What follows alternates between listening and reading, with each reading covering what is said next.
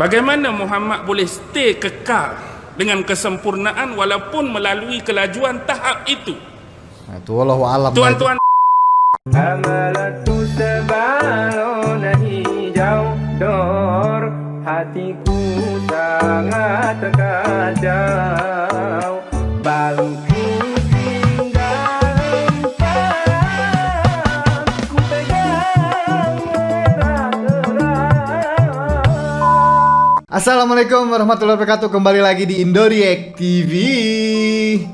Oke, hari ini kita akan kembali lagi menambah ilmu, melihat ceramah-ceramah Ustadz di Malaysia. Dan kali ini juga kita akan lihat ceramah Ustadz Auni Muhammad lagi ya guys ya. Tapi sebelumnya aku dan segenap tim Indoriek manajemen ikut berbelasungkawa dan ikut prihatin atas terjadinya bencana banjir di Malaysia. Kita doakan bersama-sama semoga mangsa-mangsa atau korban-korban bencana banjir ini diberikan ketabahan, kekuatan, dan kesabaran untuk menghadapi cobaan ini ya guys ya. Karena kita memang sedang banyak dicoba ini guys. Tahun ini memang banyak bencana, di Indonesia pun begitu, banyak bencana juga. Jadi ya kita harus bersabarlah untuk menghadapi cobaan ini guys ya. Semoga kedepannya bencana-bencana ini tidak terjadi lagi di Nusantara, di negara kita, baik di Malaysia maupun di Indonesia ya guys ya. Amin ya rabbal alamin. So, kali ini kita akan lihat video Ustadz Auni Muhammad yang membahas tentang Isra Mi'raj nih guys ya. Nah, pembahasan ini atau kajian ini sudah pernah sebenarnya kita bahas sebelumnya. Kita lihat sebelumnya, kita tengok sebelumnya di video aku yang kena padam waktu itu ya. Jadi sempat waktu itu ada video yang ada membahas sedikit membahas tentang Isra Mi'raj. Tetapi karena yang punya video atau yang empunya video itu meminta untuk video itu dipadamkan, jadi ya kita ganti dengan video baru, yaitu video ini ya guys ya. Tapi ini videonya berbeda dari video sebelumnya ya.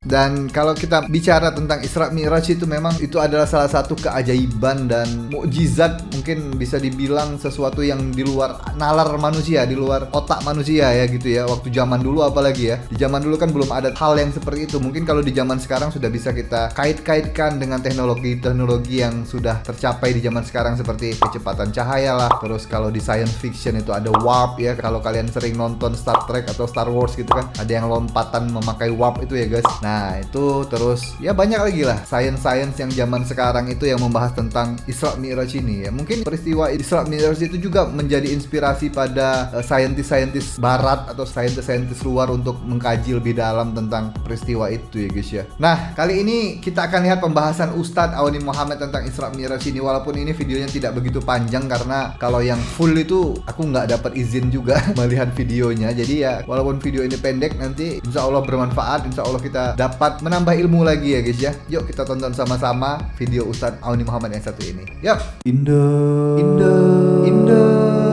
Indoriek. Oke, ini dia guys. Sumbernya dari Takzirah Ustadz ya guys. cuma yang dipersoalkan oleh saintis. Okey lah, kalau nak kata buruk daripada cahaya kami boleh terima, memang dia laju. Ya. Jibril kalau kata dia cahaya, memang dia laju. Okey. Mikail cahaya, memang dia laju. Bagaimana dengan Muhammad? Nah, Muhammad anak tunggang tu nak bergerak dengan kelajuan tu. Condition tubuh seorang manusia biasa, anak tunggang benda laju. Apa peliknya? Dah dia naik kenderaan. Bukan isu kenderaan sekarang. Bagaimana kemampuan tubuh manusia nak bergerak dengan kelajuan cahaya, dia tak akan sempurna tuan-tuan.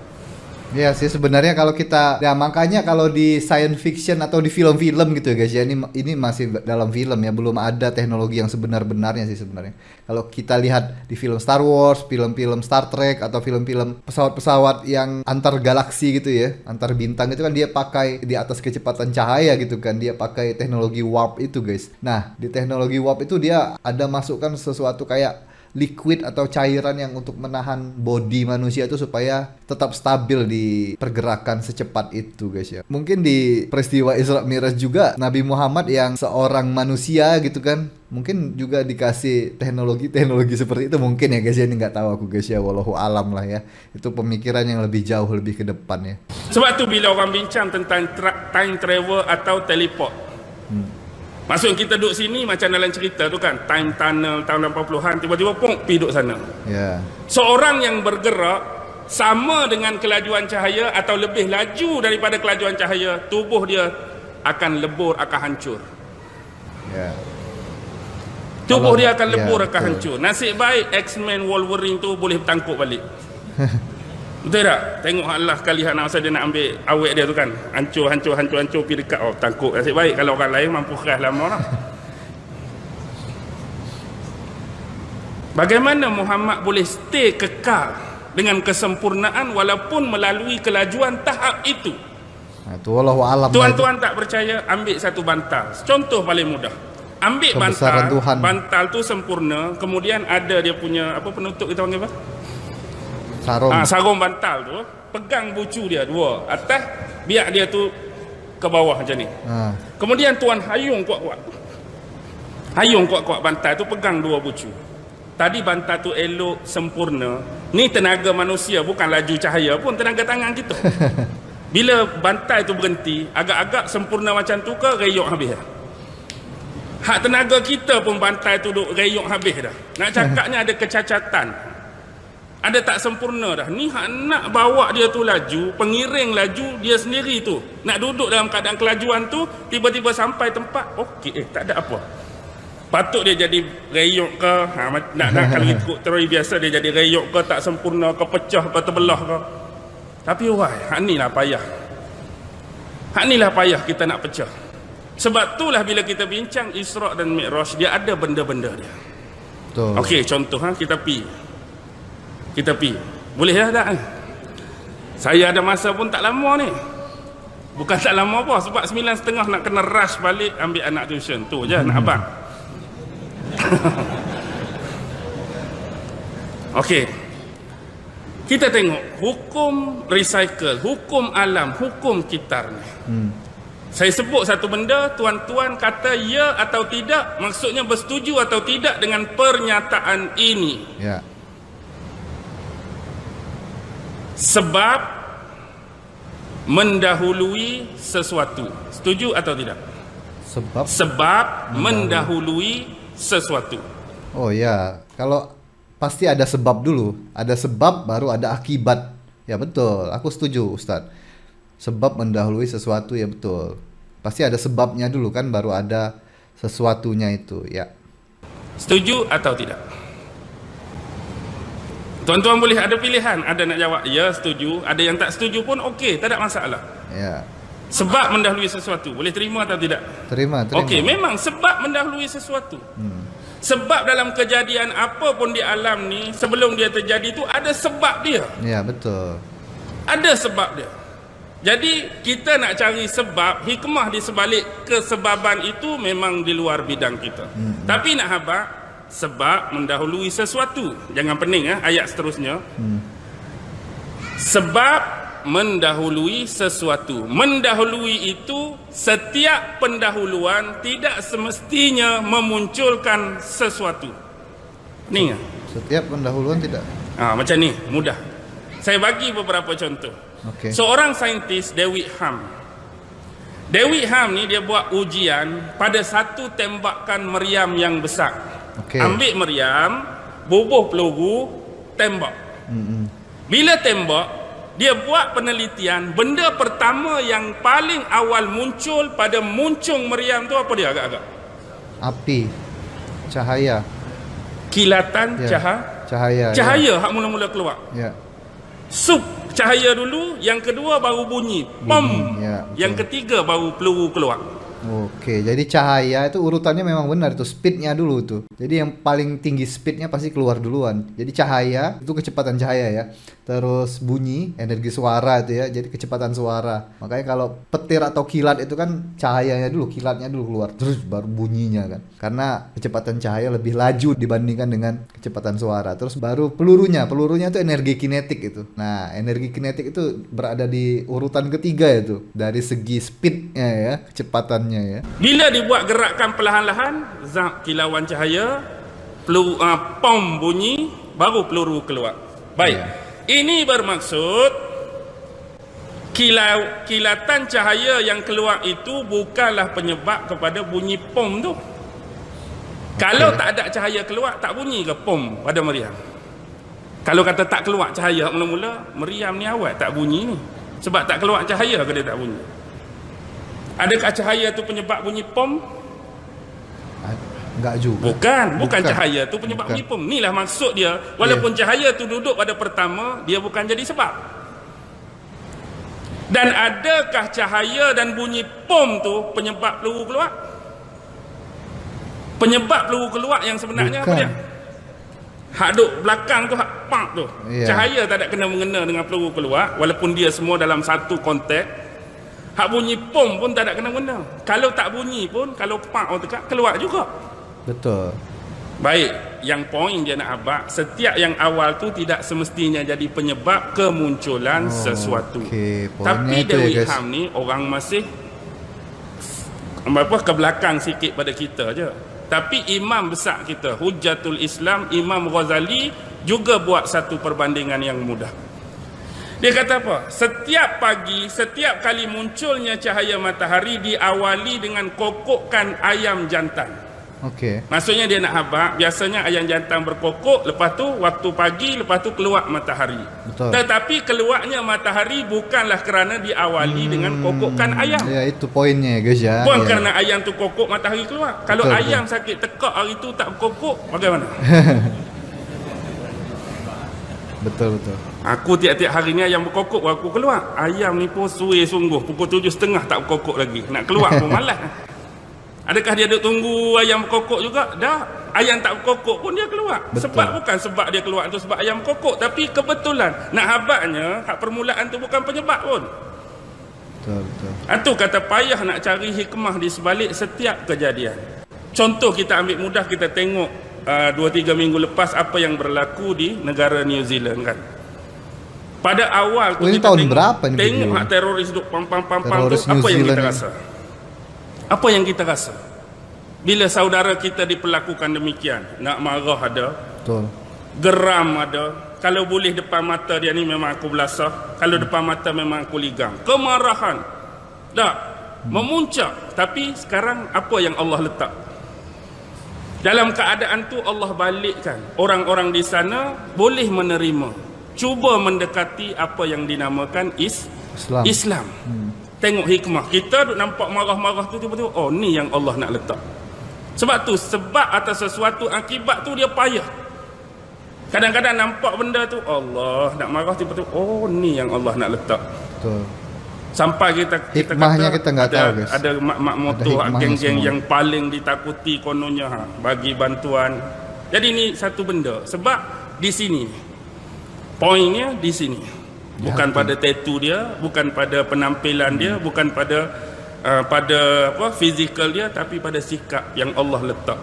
Allah letak keadaan tersebut, Allah masukkan dalam hati dia, itulah penerimaan yang mereka boleh buat terhadap Islam hari ini di New Zealand. Alhamdulillah. Baik. Yang ketiga, siapa pencetus teori graviti? Newton. Dalam sains teori graviti, dia duk baca buku, tiba-tiba jatuh buah apple tu siapa? Newton. Sir Isaac Newton kan. Sir Isaac Newton sebut pergerakan dari A ke B, dari B ke C, dari C ke D. Contoh, A ke B, B ke C, C ke D, D ke E. Pergerakan B ke C bukanlah kerana terlebih awal bergerak A ke B. Faham ke tak? Sudah. Ini pembahasan ini agak berat sedikit ini ya, dibandingkan dengan kemarin-kemarin ini lebih berat ini. Mikirnya berat ini. Maksudnya semua tu bergerak, tapi dia habaq B ke C ni bukanlah penyebab kerana A ke B tu bergerak. Maksudnya setiap sesuatu tu ada sebab-sebab yang tersendiri. Okey, kita kembalikan. Tapi kalian percaya gravitasi nggak guys? Kalau aku nggak percaya gravitasi. Karena mungkin ada sebagian kalian juga yang nggak percaya dengan gravitasi. Kalau menurut aku nggak ada gravitasi itu guys. Dalam surah yang sama, seingat saya, mungkin saya terlupa ayat tu saya tak terlupa, nombor ayat. Mungkin tuan-tuan boleh bantu saya. Wa kanal insana ajula. Allah sebut ayat 9 ke ayat 11? Kalau sambil-sambil saya cerita tu boleh tolong cek dalam aplikasi masing-masing. Surah yang sama, surah Isra, Allah sebut wa kanal insanu ajula. 9 atau 11? Allah jadikan antara sifat manusia tu tergesa-gesa, terburu-buru. Termasuk dalam konteks tergesa-gesa dan terburu ni, kadang-kadang manusia ni terlampau cepat buat penilaian. Manusia kadang-kadang bila lihat sesuatu peristiwa terlampau cepat dia nak mengeluarkan pandangan. Betul. Kadang-kadang dengan keterburu-buruan dia cepat nak keluarkan pendapat. Sifat manusia lah itu. Kadang-kadang mungkin kerana sifat tergesa dan terburu tadi, pendapat dia tersasar, pandangan dia terseleweng, penilaian dia tak betul dan salah mungkin. Sebab itulah seorang ulama Islam, saya lupa nama dia, saya jumpa dalam satu kitab special dia bagi. Dia sebut 3 benda biar manusia ni reti dan boleh beza 3 benda ni untuk dipadankan dengan kisah Isra' dan Mi'raj. Pertama, dia kata bila melihat sesuatu peristiwa yang berlaku, terutama yang besar-besar seperti Isra' dan Mi'raj ni, biar kita boleh beza antara sesuatu yang mustahil pada akal dan sesuatu yang mustahil pada adat. Dia ada beza. Maksudnya ada beza sesuatu yang mustahil pada akal dengan sesuatu yang mustahil pada adat ataupun pada kebiasaan. Kalau kita tengok, oh kalau kebiasaan ni tak logik ni, tak mungkin. Ni kalau pada akal tak logik, tak mungkin, dia ada beza. Tu. Yang kedua, kita kena beza antara sesuatu yang bertentangan dengan akal dan sesuatu yang mana ilmu tersebut Allah tak buka lagi pada kita pada masa tu. Contoh, buat masa ni mungkin kerana kekurangan ilmu, Allah tak buka melalui mana-mana individu, tak tercipta lagi alat-alat yang canggih dan terkini untuk analisa, observation ke, eksperimental ke. Jadi kita menolak sesuatu yang bertentangan dengan akal. Tak logiknya benda ni, tak mungkinnya benda ni. Tiba-tiba satu masa, sebab masa hak kita kata tak logik, tak mungkin, ilmu tu Allah tak buka lagi. Belum dibuka, ya betul. Tapi satu masa bila Allah buka melalui seseorang, tak kiralah dia Muslim ke, dia kafir ke, melalui kajian dia, oh terbukti dah. Aku tolak sebelum ni tu tak betul. Aku tolak sebelum ni tu salah. Dia ada 2 benda yang berbeza. Dia asal bertentangan dengan akal versus satu benda yang Allah tak buka lagi ilmu tu. Dan yang ketiga, rational dan irrational lawan supra-rational. Agak-agak hak ni rational ke supra-rational? Supra. Isra' Mi'raj. Supra-rational. Supra dah ni. Ya, di luar kemampuan berpikir manusia. Payah nak fikir. Betul. Di luar batasan dan nalar rasional. Jadi 3 benda ni selalu banyak yang menyebabkan kekeliruan manusia dalam membezakan bentuk-bentuk dia. Oke guys, habis guys.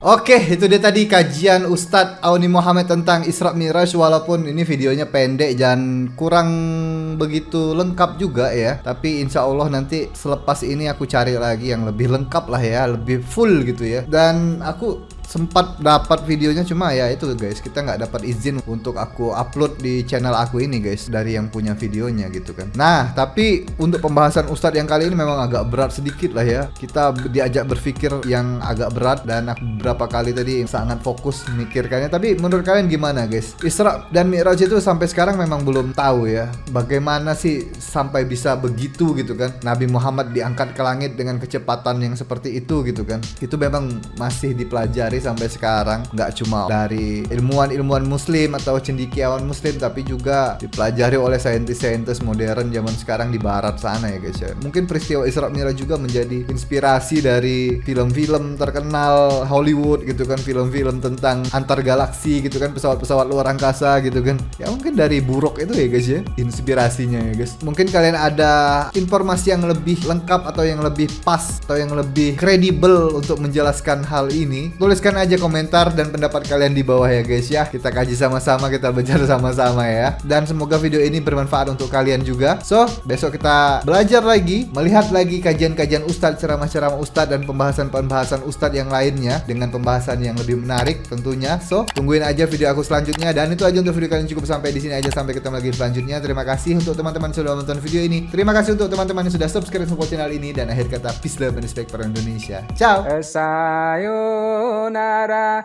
sayonara, sampai berjumpa lagi.